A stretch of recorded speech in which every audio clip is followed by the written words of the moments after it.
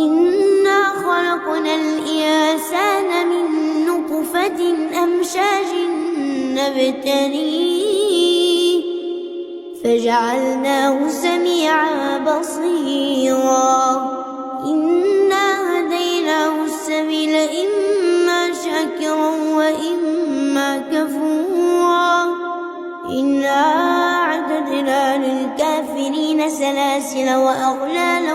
وسعيرا إن الأبرار يشربون من كأس كان مزاجها كافورا عينا يشرب بها عباد الله يفجرونها تفجيرا